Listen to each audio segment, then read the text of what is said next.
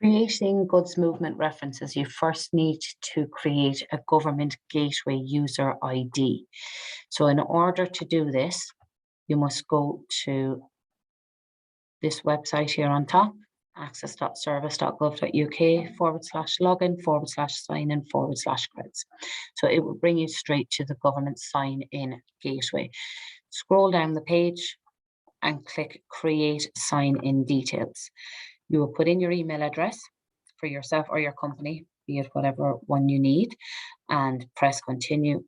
Follow the relevant questions then thereafter until you have completed your gateway ID.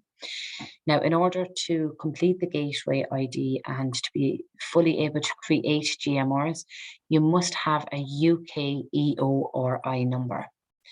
If you don't already have one, you can register on the gov.uk website /apply-for-EORI, and it will bring you straight to this page where you can register for a UK EORI number.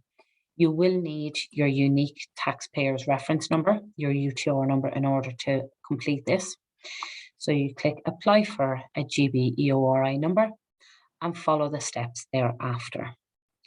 Now, going back to the gateway ID, once you have gotten your ID number and your password, you will then have to download the Auti app or the government gateway app onto your phone or onto your tablet. This is needed to get a token code or an access code for every time you log in. So the access code will allow you to sign in to the gov.uk website. This code will change every 30 seconds, but you won't be kicked out every 30 seconds. You will have your duration to create your GMRs. If you've logged out and go to log back in, you will need a new token code.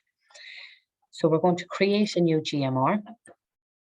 We're going to say that it is going from Great Britain to Northern Ireland and continue. Check the direction that you're going, because once you've hit save and continue, it cannot be changed. So Great Britain to Northern Ireland, yes, that's correct. Save and continue. It will then give you your draft GMR number. This is your draft number.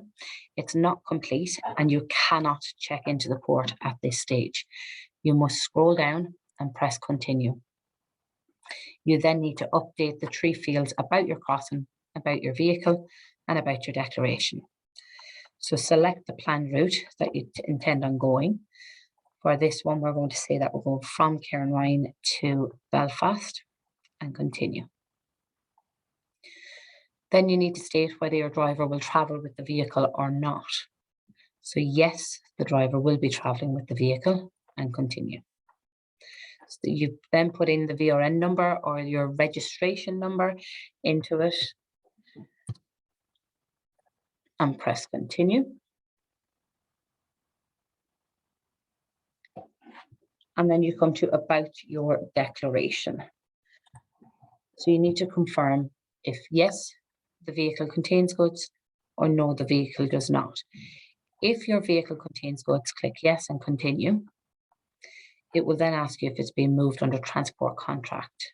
No. And you'll be then asked to add your declaration. So is it a customs declaration or a transit declaration, ATA carnet, and so on. So for this one, we'll select customs declaration and continue. You then need to add your MRN number. Press continue. And should you require an ENS number, your safety and security declaration number, to be against your GMR, it will then ask you for it also. So going back, once you have that done, you can also, if you needed to, select that your vehicle is empty. So I'm going to finish a GMR showing that your vehicle is empty and press continue. Is it being moved under transport contract? It asks the same question even if you're loaded as well, and continue. So once you have completed your declarations, if you are loaded, or Once you have completed that you are empty, it will bring you back to like your dashboard, just to show that about your crossing is completed, your vehicles are completed, your declarations are completed. So completing your goods movement reference, you need to press continue. Check that your answers are correct and relevant and press finish. Now your goods movement reference is ready to present at the port.